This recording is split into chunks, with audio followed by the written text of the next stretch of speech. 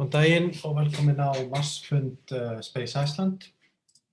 Að þessu sinni erum við með Petr Bareš frá teknísku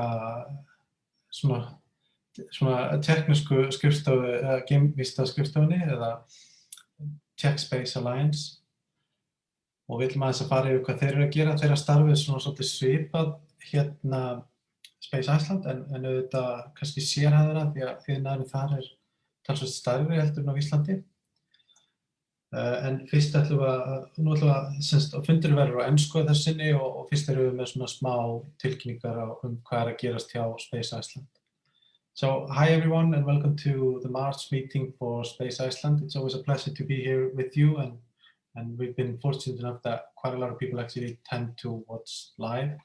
With us today as a guest speaker is Petr Bareš from the Czech Space Alliance, which shares some similarities with Space Iceland, but obviously the Czech sector is significantly more developed than Iceland, so their work is a tad more specialized than ours. Actually, the Czech, Peter or the Czech Space Alliance has been quite supportive of our work. We met, I think it was a year or two ago, me and Peter at the Czech Space Week when they were celebrating the 10 years of membership in the European Space Agency, and we've kind of kept in touch ever since. And he knows from experience what it takes to develop a space sector in a country, so we've often exchanged advices. First, we have a few announcements on what's happening here at Space Iceland since we last met. Obviously, we turned in a review for Parliament on the Innovation Minister's plan to shut down the Innovation Institute. We've spent quite a lot of time researching this issue, and some of you might remember that back, I think around in June it was, we sent out a request for comments or any sort of questions that you want us to look into. We then sent a Freedom of Information request to the ministry, trying to identify actually where this idea comes from and what's the issue that they're trying to solve and what is the analysis behind it. So last week we turned in our review, which is quite extensive. It's 45 pages, which was not really the plan to make it that long, where we just basically point out that this can be quite irreversible damage, at least for the next few years, on the status of innovation startups and R&D in Iceland, and sort of point out that this seems to be, this is not the way that anyone around us is going, so we don't really understand why this is planned and urge the government to reconsider. We also moved offices. Some of you that have been to our office at Laugavör, the old one, know just as well as we did that we had kind of outgrown that months ago. So we are now at Nýlendugata 12, which is a residential neighborhood, but quite central. So a good location, and we will have a lot more space for our staff. So that's a positive. And the third thing is that with us is now sort of a new researcher temporarily, which I'm going to hand the word over in a bit, and he'll tell you guys what he's going to be doing. His name is Nicole Bossetti, and he's still in quarantine, so we haven't been able to meet him, but he's at the meeting. So Nicole, please unmute your mic and introduce yourself.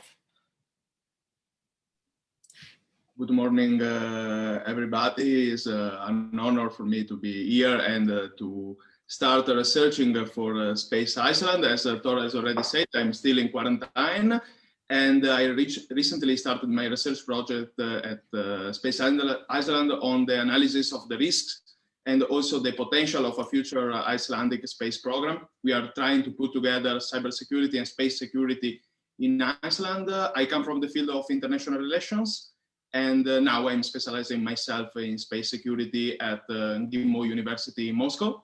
And today we are talking about the Czech Space Alliance. And I also had the pleasure to study in Prague. So I'm really glad and happy to know more about Czech Republic efforts in space conquest. So I'm really happy to be here. And thank you, Thor, for introducing me and let me be here today. Thank you. Thank you.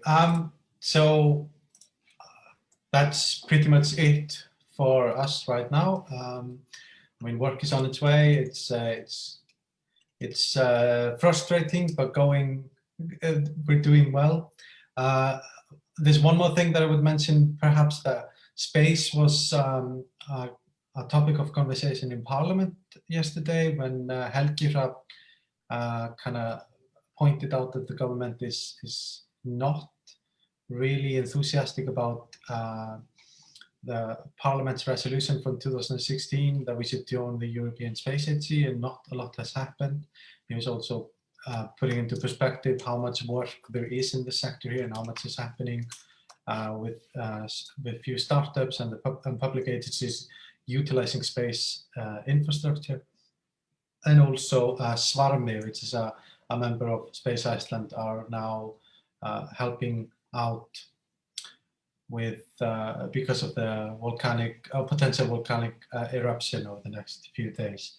So that's interesting. It's shared on our Facebook page and Twitter. You can watch the speech itself if you're not particularly interested in watching the entirety of the parliamentary meeting. So there's no reason to wait. I'm just going to introduce our speaker, which is, like I said, Petr Bareš from the Czech Space Alliance. He's going to talk a bit about their work, and then we'll have questions. As usual, you can send in your questions in the chat or ask to be allowed to speak, and Alpha or me will answer you, and we'll conduct it in an organized manner. So take it away, Peter. And you have to unmute your mic. To unmute, yeah. So hello everybody, and many thanks to Thor for giving me the opportunity to talk to you and share some of our experience in developing space capability. It's quite a painful process, I think, for everybody that has tried it. So if you sometimes despair, don't, because everybody has to go through the teething troubles. And I think we probably had some additional ones compared to a Western country, and I will probably mention that later on. So please interrupt me via Thor if you need to ask anything, or if I'm talking too long about something boring. So I will try and share the screen with you. So can you see my screen, my PowerPoint? Yes, it's perfect. Okay. So first of all, I noticed when I put up your flags, the first time I've noticed it, I must admit, we use the same colors, so it's a good start. Anyway, I'm going to give you some personal opinions. I'm actually involved in the space governance through the government board, but I'll talk to you as a private person, so not all my opinions are official, or most of them are not. Now, if I can make the slide to move, right. I don't know how many of you have been to Czech Republic, apart from Thor. So this is where we are, right in the middle of Europe. We are an extremely young country. As Czech Republic, we exist only since '91. And since then, we have moved into out of the embrace of our big brother, to the Western infrastructure. So we're members of the European Union, member of NATO. We are a member of Issa, and we don't have a euro yet. Also, we have the GNSS agency in Prague since 2012. And this year, this will be expanded rather substantially to OSPA, European Union Space Programs Agency. And I took these two shots from space. We have a kind of similar shape, even though Thor tells me that Ireland is quite a bit bigger than we are. Well, we're not large countries, and so when you work in space, you're going to have to deal with big companies from big countries, and it seems to be running automatically. So don't be thwarted by it. Sometimes you have to fight, but it's possible to win even with the big ones if you persevere. This is a nice shot from Issa of the whole of Europe. Unfortunately, does not go as far as Iceland. We have joined Issa as a kind of kindergarten called Program for European Cooperating States, which is probably something that you will have to go through in 2005. This program was established after some previous complicated experience with new members that were unable to utilize their geographical returns. I don't know if you are aware of geo returns in Issa. Basically, what the country puts in should come back in terms of contract, but you have to win them in competitive tenders. So if you don't have enough references, background, it is difficult to win this, and this was a problem for Issa. So they instituted this program of PECs where you start with a small budget like €1 million and start developing your capabilities. And it's only when you get to the stage where you're able to run programs to the value of your minimum contribution to Issa, and they know you're able to actually get your returns and you can become a member. So we joined this kindergarten in 2005. It's supposed to be for a minimum of 5 years. And we actually were quite fast, and after 4 years, we decided that we're ready. And that's partially because we've had a lot of involvement in space in the past with the Russian program Intercosmos, and developed a lot of quite advanced technologies here.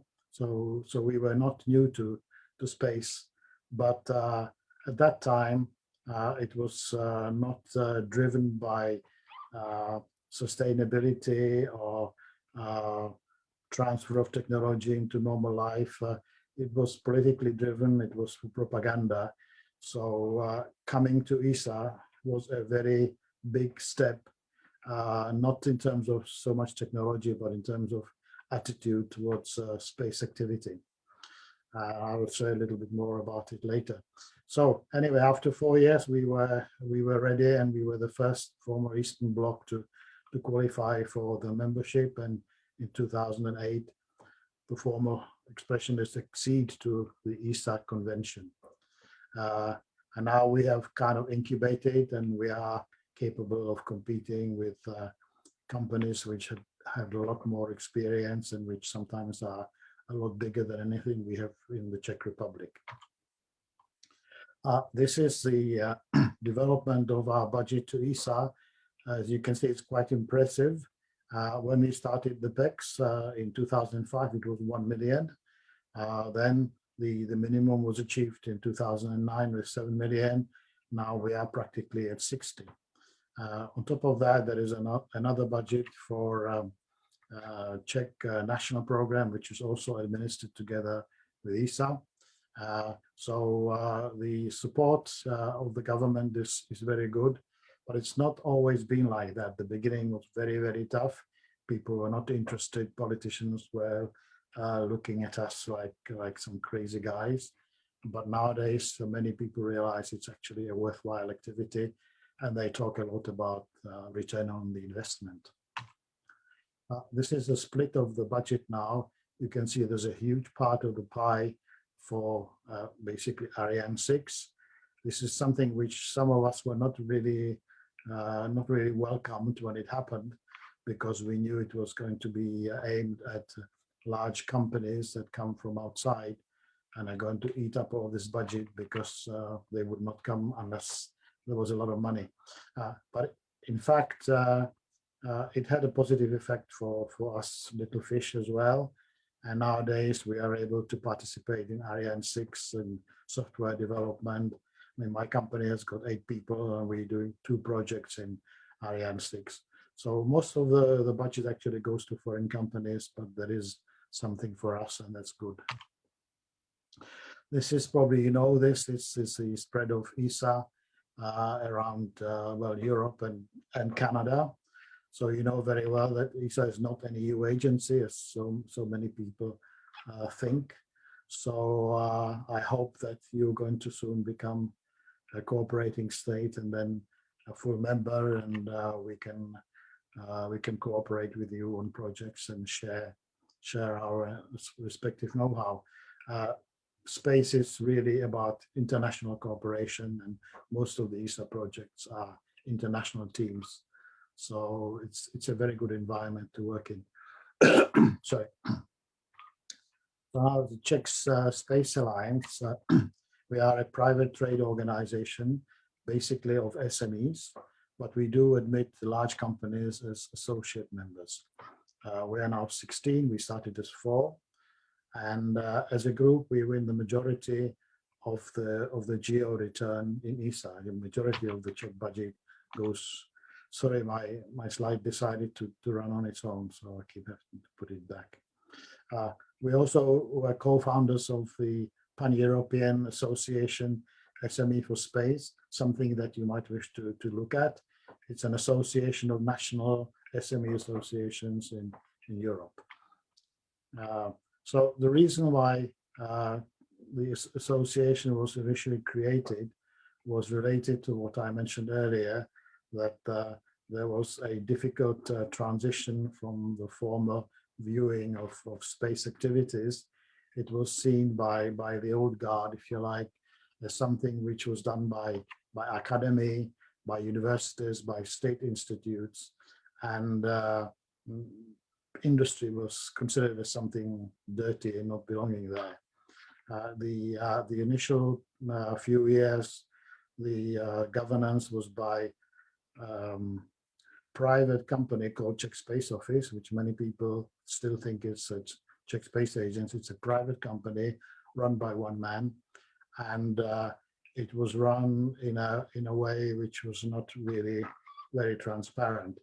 And I just give you one quote from this association, or company rather, which sums it up.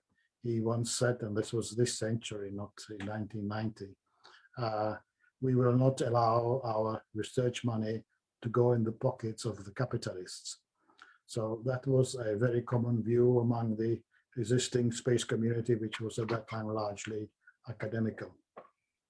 So we try to explain that in fact Issa is mostly about industry, and 90% of Issa budget actually goes to industrial contracts, and this of course was not liked, and nobody wanted to listen to us. And somebody suggested we should have an association, and I didn't believe that would make any difference, but in the end we thought, well, let's try. And we set up an association with four companies, and we contacted the Ministry of Industry and others and said, we are an association, we want to speak to you. And they accepted us, and we were able to start talking to them. It was a long uphill struggle, but we gradually were able to have an impact, and eventually also through our support, but it needed a lot more than that. The governance was taken away from the Czech Space Office, which was basically a window of the Ministry of Education to Ministry of Transport. And then everything changed, and all the doors opened to everybody that was interested in space.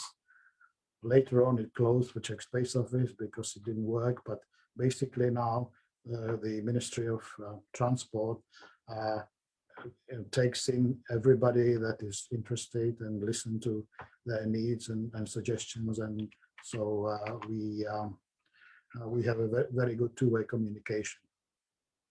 So now we are able to focus on the real work, and the association is basically trying to promote our skills and interests worldwide. Initially, it was in Europe. Again, we were looked down like, what do you guys from ex-communist countries do in space? But nowadays that is sorted out, and we are looking further afield, making contacts around the world.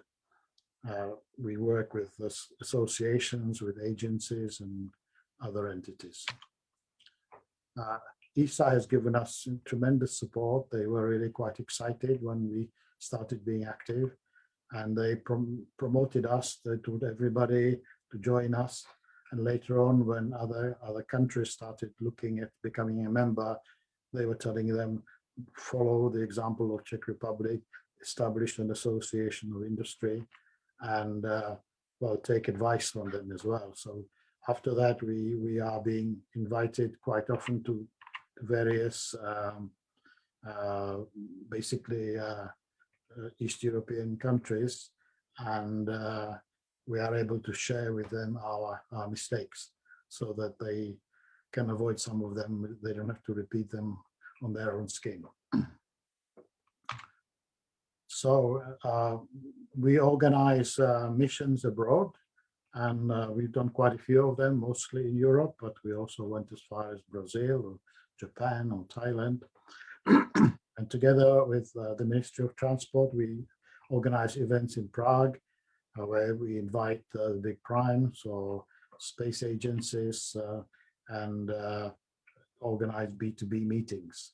As I was telling Tor earlier on, sorry, just over the last 6 weeks, we've had B2Bs, fortunately only online, with UK, with Italy, with Taiwan, with India, and with Chile. So there's a lot of activity going on, and we have a good network internationally of potential partners. This is a selection of our clients or partners in projects. As you can see, it's quite international. But the main client is, of course, the mainstay of our activity is European Space Agency. Some of us work for the Ministry of Defense and the European Defense Agency. There is not so much being done yet with GSA because most of the projects are mega projects and we're generally too small to get involved. But we are trying to get into it, and when we have the OSPA, I think there will be a lot more opportunity for us to participate. We actively participate in creation of the Czech space strategy. As I mentioned, it is now the governance is by the Ministry of Transport, and that created 3 groups: industry and application, international relations, security, and education and science. And the Education and Science Ministry of Education, the Foreign Activity Security Ministry of Foreign Affairs, and the industry and application is actually chaired by myself as a representative of the association. So this gives us a direct channel of communication with the ministry and with all the other groups. And whereas obviously they don't always do what we would like them to do, we are listened to, and we have an influence, and that's all we can ask for. So we're very happy with this situation. I'll go through the members so you can see the type of activities we have here. We have an electronics company set, passive electronic components, X-ray imaging detectors, passive electronics test facility, space electronics, which are being used on spacecraft in Earth orbit and in solar orbit, development of test measurements. So quite a broad and diverse set of activities. Then in software, there are 3 companies: Atos, former Siemens, which do large systems like mission control systems, satellite control systems, Evolvsys in flight software and payloads, so onboard software. And my company, Iguazu, which is focused on GNSS and on especially recently space situational awareness. Then we have a sort of highbrow R&D companies, BBT, which is developing some very unique infrared crystal optics and acousto optics, and Rigaku, which is apparently #1 in the world in precision X-ray technology and optics, and as such it was bought by the Japanese. Then in mechanical systems and engineering, we have computational fluid dynamics, and the star of the association, Frentech, which develops mechanical subsystems and has already done some very large commercial projects in this field as well. Advanced materials is another group, nanocomposite, thin film metallization, composites, honeycombs, and so on. These are companies which have relatively easier transition from using the space technology in terrestrial activities like aircraft. And we are being pushed by the government. When we try to woo them, we were saying, if you invest in Issa, you will have these returns on investment. Some studies say 7 times the investment and so on. So nowadays it's coming back to haunt us, and we're being pushed to show that we are developing some or bringing some returns on the investment. I think we're doing quite well, but to the ministry it's not enough. As I said, the star activity here is the mechanical subsystems. And for instance, here we have the solar panel deployment mechanism, design and manufacture by a Czech company for Iridium Next for the entire fleet of whatever it was, 35 satellites. And as you know, it's a key element. If it doesn't open, that's the end of the mission. Then turbo pumps for Ariane 5, that was also done on a commercial basis. In software, we have GNSS performance monitoring software, which we are selling not only Europe, but also to Japan and in fact, West Africa as well. The ESC company has been selling their know-how to the US and to the Russians. And in the advanced materials, as I mentioned, there is a lot of transfer of the technology to aircraft manufacturing, like for Airbus. Here are some examples of our international contacts. Here we have top left the meeting with the Brazilian Space Agency, on the right now former president of the Japanese Space Agency, and at the bottom the Mexican Space Agency. Here, shots from our visits abroad. We actually went to the Brazilian launch center in the north of Brazil in the jungle. Very interesting. On the right, we have Mars Landscape, which is actually in Harwell in UK. And you see the flags of the other countries where we also had missions. Japan is a favorite place for me. I spent a lot of time trying to develop relations.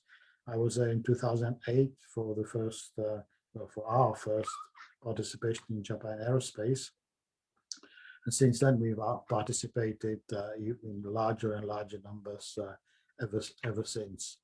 So Japan is really a key country for us, and we have managed to make some sales there and waiting for the next Japan Aerospace, which is being delayed by Olympics and COVID. Here we have the trip to Taiwan, and to the one on the left is from Germany. But I think that's it. I'll give you a chance to ask any questions, but here you have a link to more information. The Czech Space Portal is the official website of the Czech Space Governance, and it has information about activities, about budgets, about representation of Czech Republic in the Issa boards. Then there is a downloadable catalog of space industry and academic entities, basically everybody that's doing anything in space, and the link to the Czech Space Alliance. There is, of course, also the Czech Space Office, but as I was saying, that has a rather complicated history. and whereas they do some good activities related to education and so on, I would be very cautious in using their information, because they're not really in line with the government policy. So that's it. And as you can see, we get some snow in Prague as well occasionally. Is a contact for me. And tack för det. Thank you very much for your attention, and please ask me questions if you have any. Thank you, Peter. That was a fantastic presentation. If you could end the share on your screen, that would be quite good. It's actually quite interesting because you mentioned how like positive the European Space Agency has been towards the Czech Republic, and I can absolutely confirm that. It does not really matter who you speak to. The Czechs are usually held as an example of someone that has like developed the sector at quite an amazing speed and been quite meticulous about it. Obviously, when you're standing, when you're looking at something from abroad, it does. There's always this sort of mythical version of it, and I'm sure that you have your issues over there. But there is actually quite an astounding similarity between like how we came into existence and how the Czechs have developed, where we are probably like 15 years behind you in at least sort of legal and policy framework, which we've kind of, I mean, most of our work has kind of been preparation for that. But can you talk a little bit about the early days, how it just was for you guys, and how because one of the things that is quite interesting for us is that there's like there's almost like a cultural aspect to it. Like one of the things that we've noticed quite rapidly is that when we started out, we would come to meetings and be introduced as like the people that wanted to take us to Mars or something, but that actually has changed over the year. And another interesting thing that we noticed recently is that in Icelandic, if you actually Google space science, when we started, the only things you could find were articles about like how so-and-so isn't actually rocket science or isn't actually space science, or like the economy ain't no rocket science, or education ain't no. And thankfully, like throughout certain activity in recent years, now you can actually find something on space and science. Yes, well, the beginnings were very, very tough. Maybe for me a little bit more than for the people here, because I actually started my career in UK, and then I worked in Spain and actually in Issa for 12 years in Germany.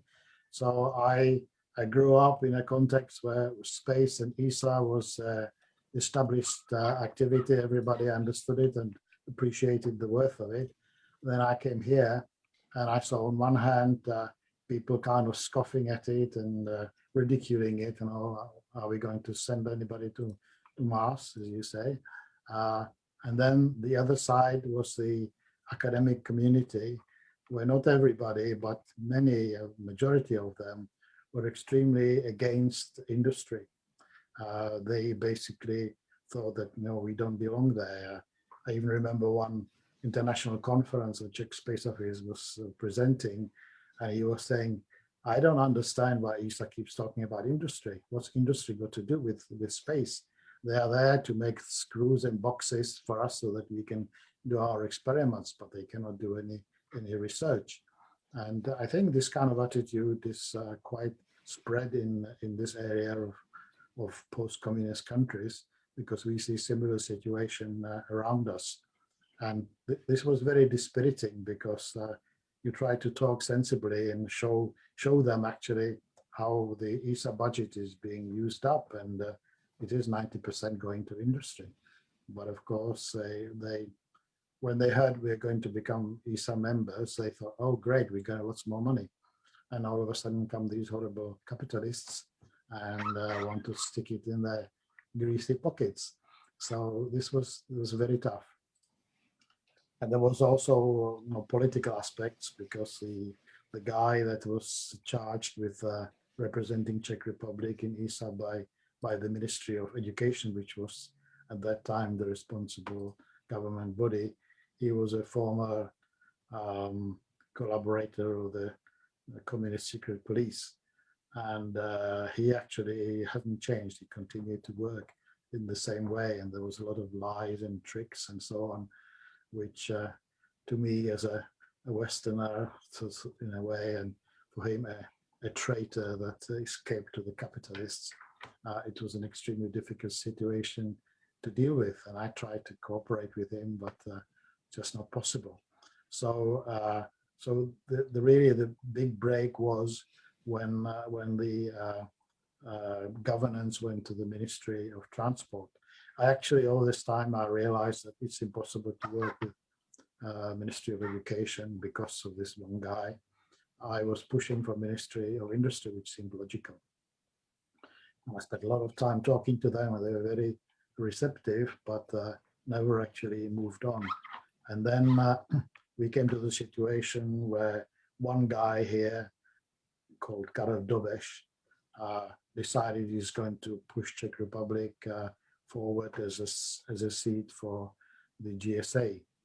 And again, like anything else to do with space, he was ridiculed, but he actually was very successful, very determined, and he managed it.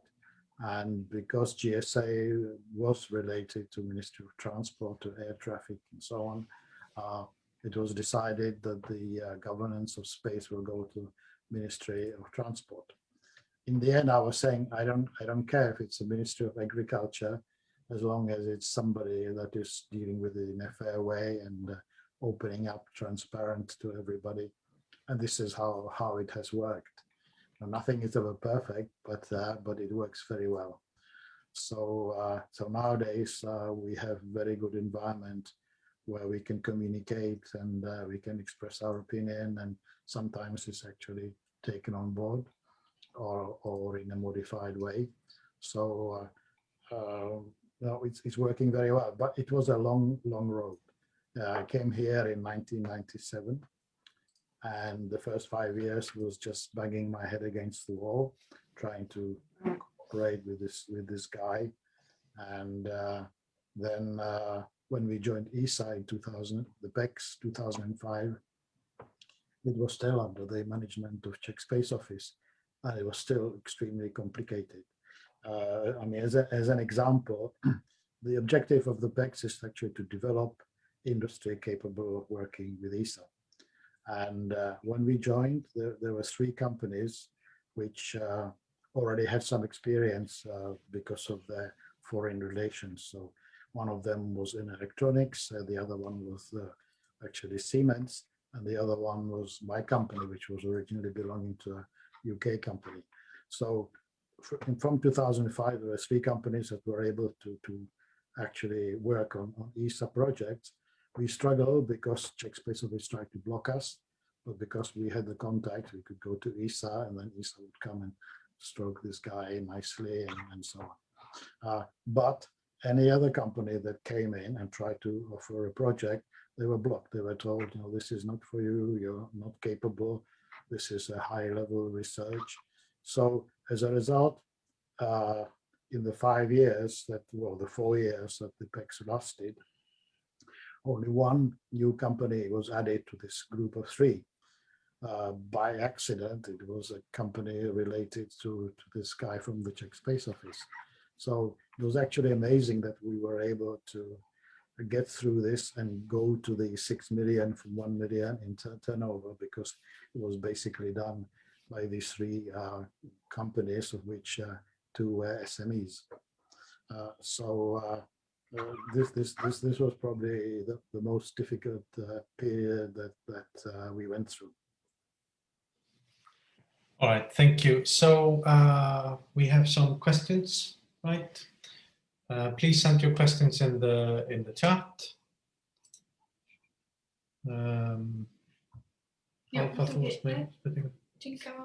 Okay, so we have a question from Jinkai, which is leading the CubeSat development.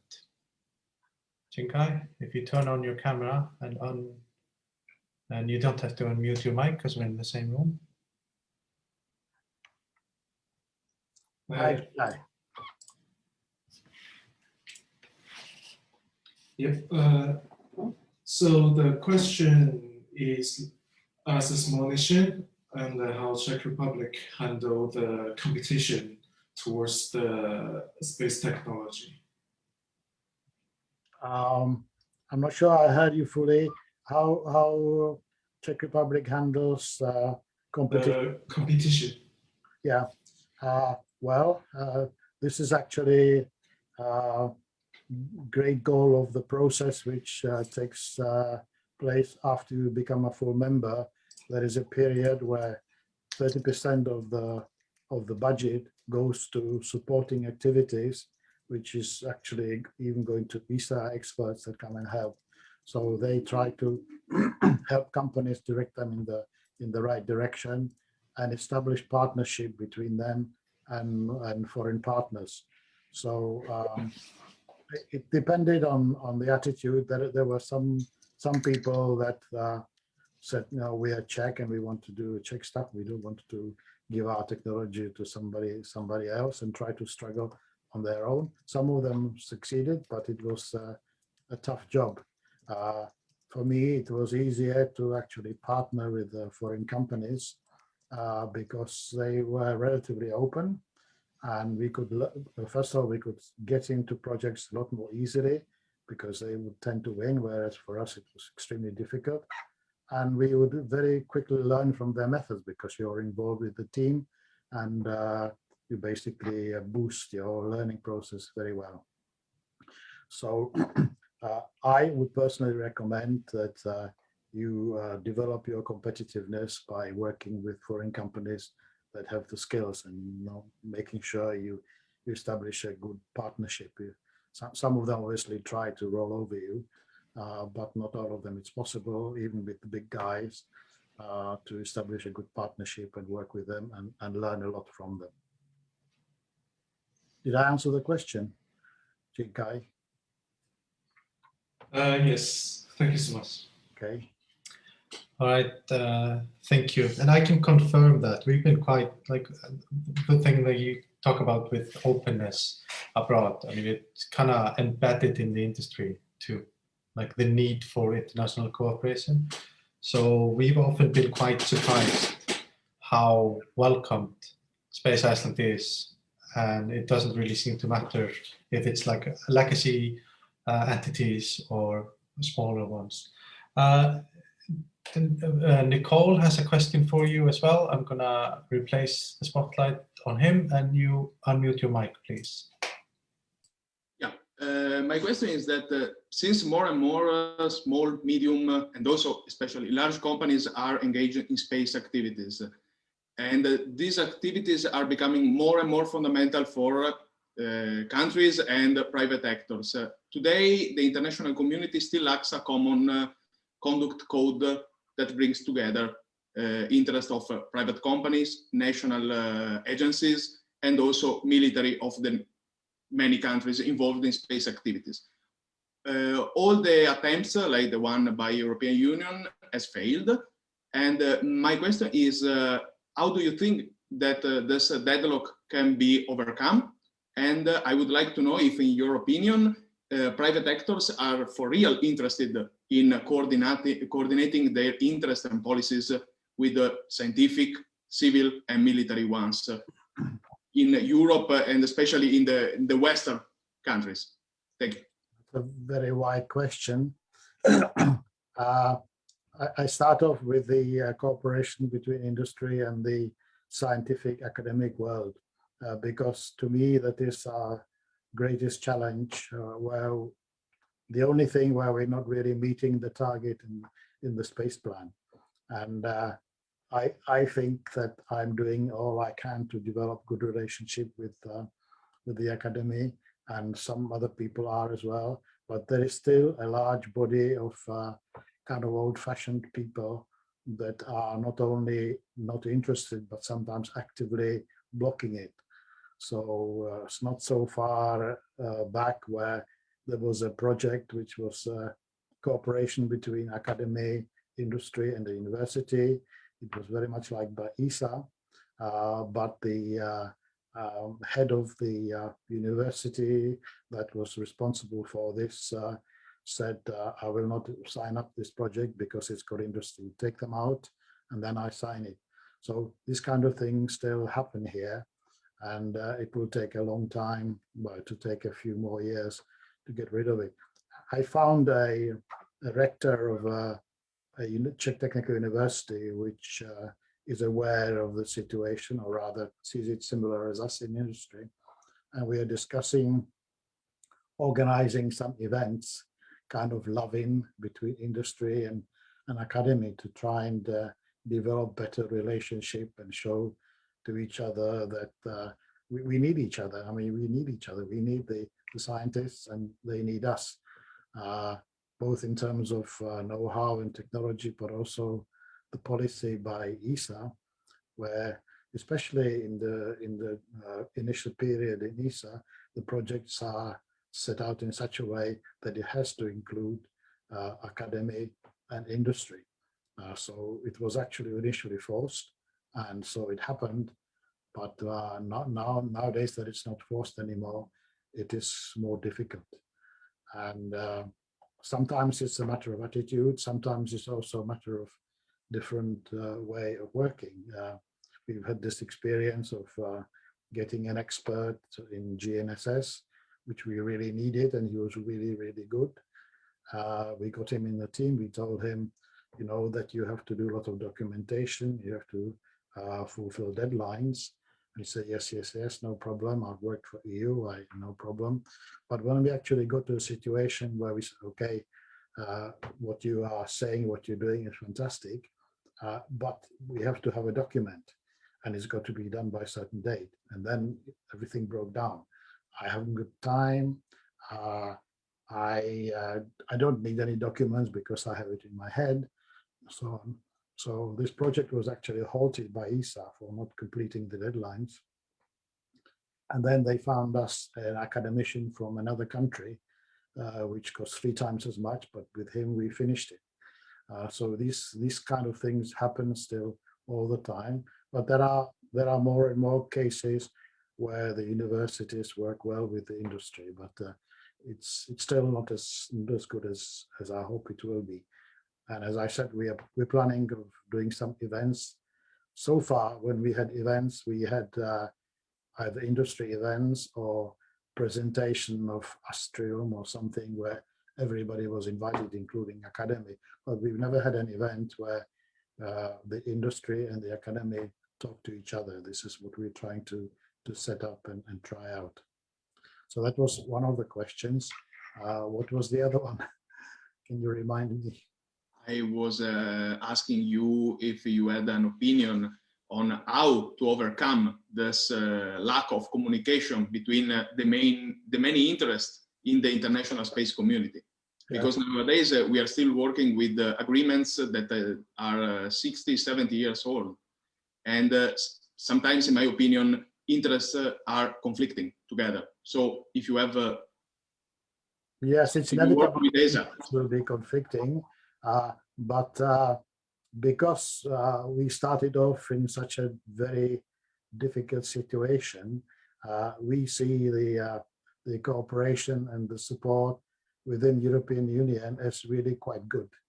So yeah, for you, maybe it's never enough, but compared to what we have here, we also have politicians saying we have to support SMEs.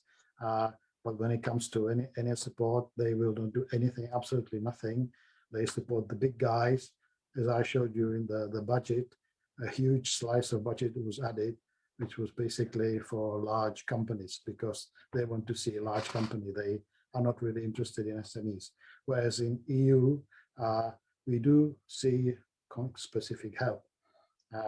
Just as an example, I mentioned I try a lot in Japan. There is an institution called EU-Japan Center for Industrial Cooperation, and they provide really excellent support for SMEs.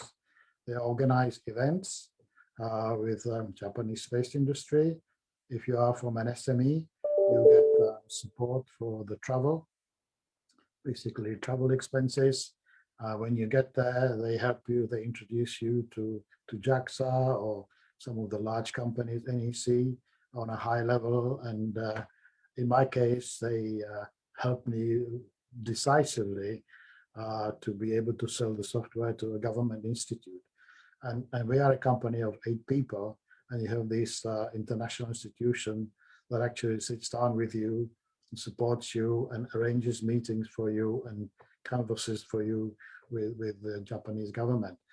And this is just one of many examples where EU really does help small companies. I know there's a lot of problems, and it's got to be improved, but for us, it's a big improvement on what we have locally. Thank you very much. Yeah. All right, thank you. So we're almost finished now. There's one more question, and it comes from Alpha actually at the office. People are a bit shy right now. I think maybe there's like a earthquake tremors in people. So Alpha, I'm gonna introduce you and you can ask a question. Okay, I'm not gonna unmute. Can you hear me? Hello. Yeah. Okay, so my question regards cooperation with other countries, since the Czech Republic and the Czech Space Alliance has obviously been quite successful there. So yeah, what are your emphasis when entering a new market like Iceland, for example? What? What do you emphasize when you're considering a new market? For instance, if we would build a closer alliance between Iceland and the Czech Republic? The market is basically Issa. So it's rather a special situation where you follow, M.Sc, it's a website where Issa announces all intended projects. And so we follow that. And at the same time, we attend many international events, especially the Issa events.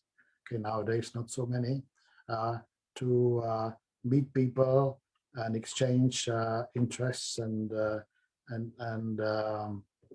try to develop partnership.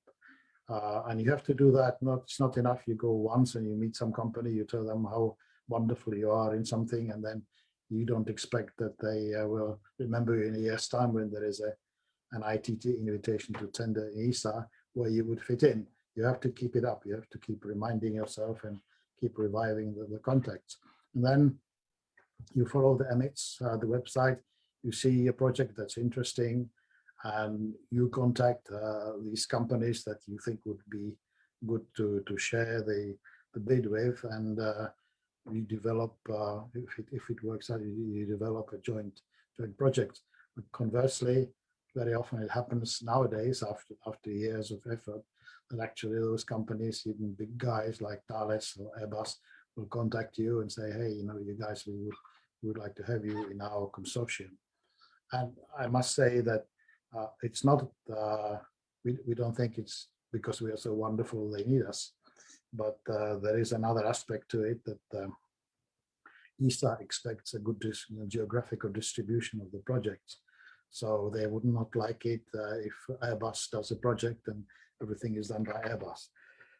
There are actually some industrial rules where 40% of a large project has to be split out between SMEs.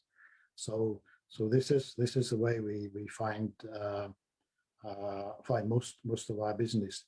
If you look outside of Issa, then it will depend very much on each company. Each company is different, and we see it within the Space Alliance. I have some members which will say, why do you waste your time looking at exotic countries when we haven't actually exhausted our opportunities in Europe? So some companies will basically not go out of Europe, or even not go out of the scope of M.Sc, of Issa.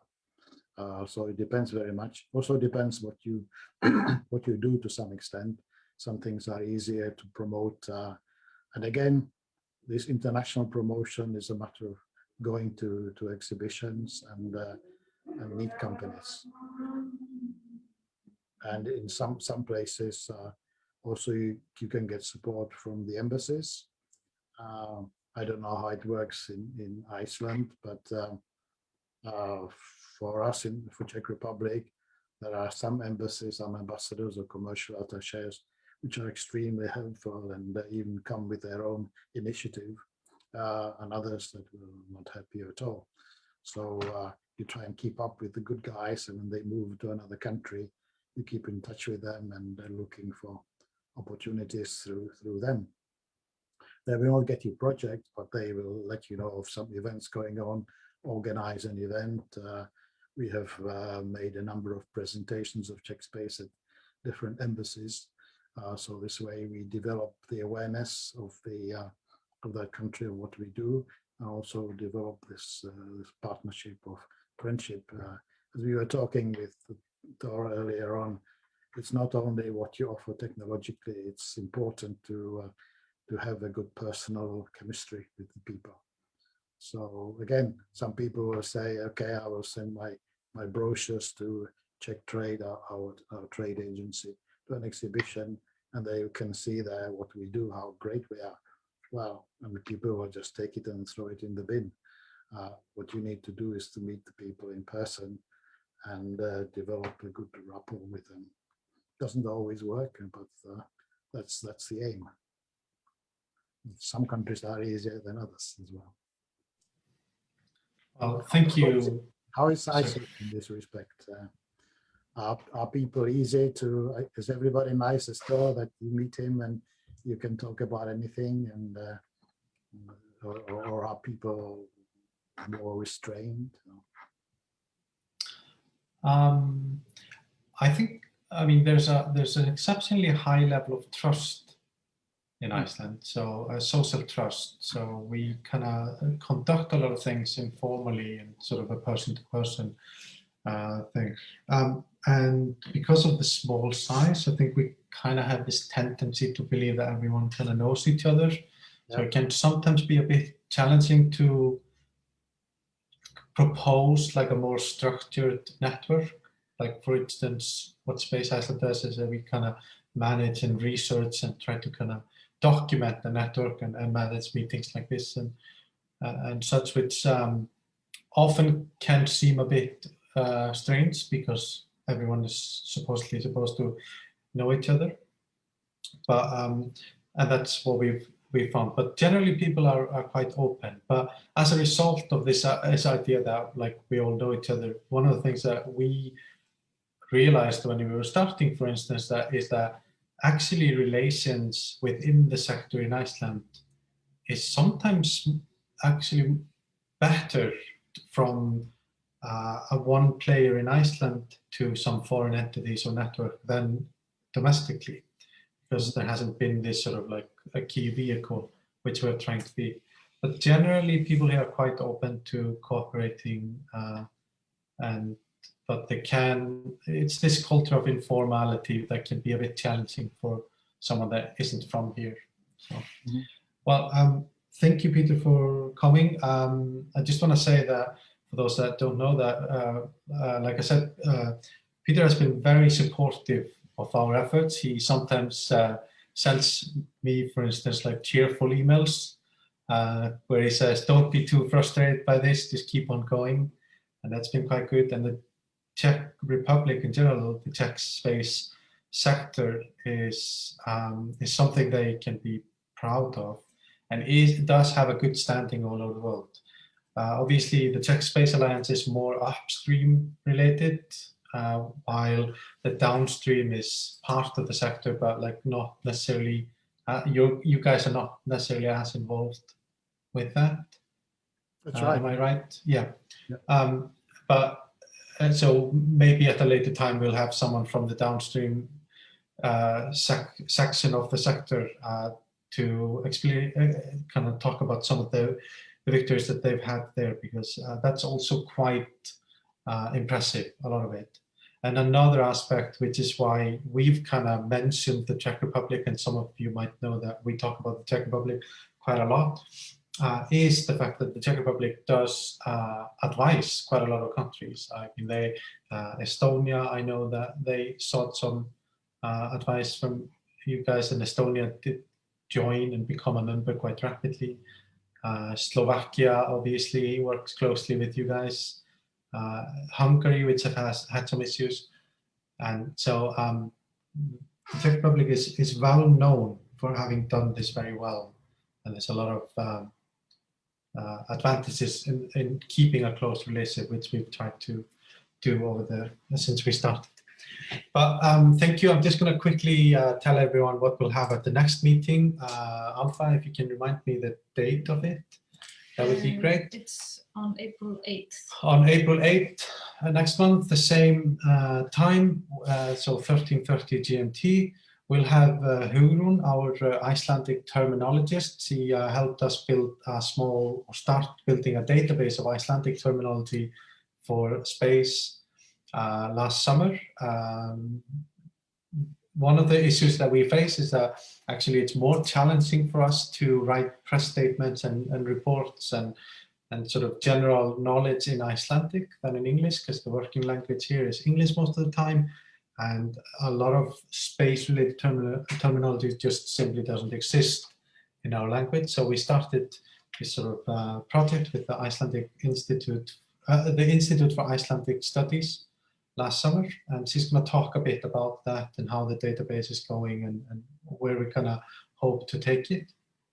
And then we have Jonas Egilsson. He is from Langanesbyr. He's the mayor of that town, which is where we conducted the sonic missile test last summer. And he's just going to talk a little bit about how it is when kind of space just almost invades your town, a small town up north, and how their bureaucracy kind of handled it and what we did well last time and maybe where we can improve. So that should be quite interesting, but quite unusually Icelandic centered. But I hope to see most of you there. Well, thank you, Peter. I look forward to meet you once we can travel again. Thank you. Thank you for giving me a chance to meet your colleagues, and hope to see them in the future, and keep fingers crossed for your development, that you convince your politicians and you will soon become part of the Issa space community. Thank you. Bye-bye. Bye-bye.